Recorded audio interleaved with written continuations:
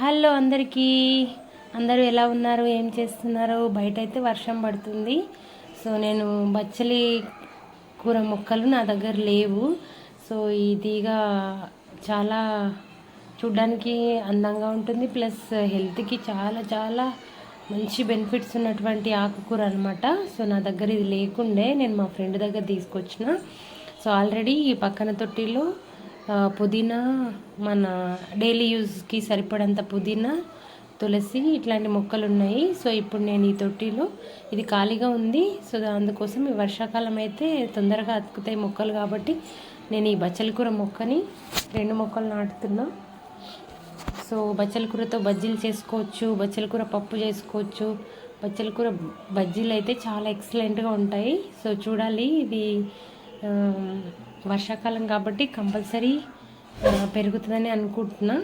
So ఈ తొట్టిలో ఈ వైట్ కలర్ ఉంది కదా, ఇది ఫ్లవర్స్, ఏవైనా మొక్కలు ఫ్లవర్స్ పూయాలి ఫాస్ట్గా అనుకుంటే ఈ రోజ్ పౌడర్ అనేది దొరుకుతుంది మనకు నర్సరీలో. ఆ పౌడర్ తీసుకొచ్చేసిన మరుసటి రోజు మంచి పూలు వచ్చేసినాయి. సో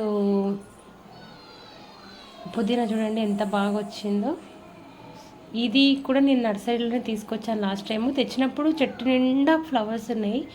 సో తెచ్చిపెట్టిన తర్వాత అదేందో మరి ఫ్లవర్స్ అన్నీ రావట్లేదు అసలు, ఉన్నవి అయిపోయిన తర్వాత. సో అందుకోసం నేను ఈ పౌడర్ తీసుకొచ్చి వేశాను. చూడాలి రిజల్ట్ ఎలా ఉంటుందో.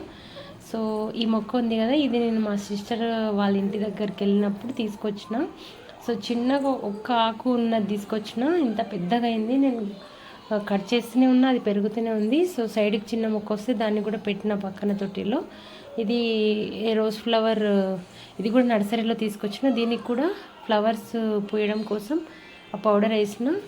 సో ఇవి అన్ని మొక్కలు చాలా ఉండే, అన్నీ పోయినాయి, కొన్ని కొన్ని ఉన్నాయి.